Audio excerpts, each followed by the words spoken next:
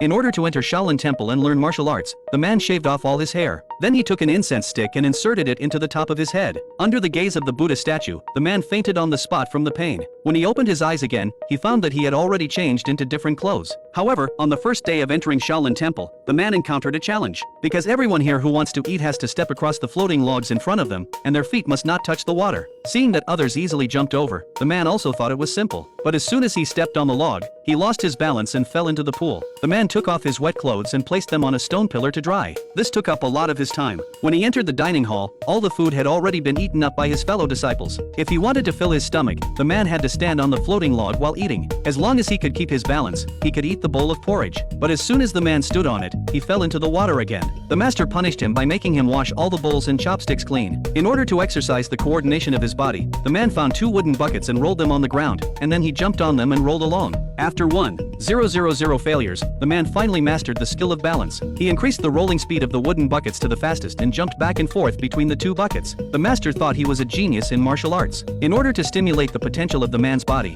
the master asked him to stand between 2 burning wooden sticks. The master shook the candlestick in front of him and asked the man to move his eyes following the candlestick. At first, the man felt it was easy, but soon, the master gradually increased the shaking speed. The man didn't notice this and subconsciously started shaking his head, which caused him to get burned. After countless practices, the man's eyes could move faster and faster, and he could stop them at will at any time. On this day, the master asked everyone to demonstrate their cudgel techniques. Everyone put the wooden cudgel into the gears and stirred it, but it was very difficult to control. Because the wooden cudgel was easily stuck in the gears, and if they tried to take it out, their arms would be scratched by the spikes above. The reason for doing this was to exercise the strength required for the Shaolin cudgel technique. All the disciples' arms were already covered in scars. Even so, they didn't stop their movements, and after countless practices, the man had already mastered the secret of the cudgel technique. The master was very satisfied with the man's learning ability, so he asked the man to come to the martial arts training ground. He needed to defeat this wooden wolf. Seeing that his fellow senior disciples couldn't defeat the wooden wolf, the man decided to take action himself. He used his unique move and smashed the wooden wolf to pieces. Seeing that the man was full of killing intent, the master showed him the cudgel technique for driving away wolves. The master waved the cudgel, broke the limbs of the wooden wolf,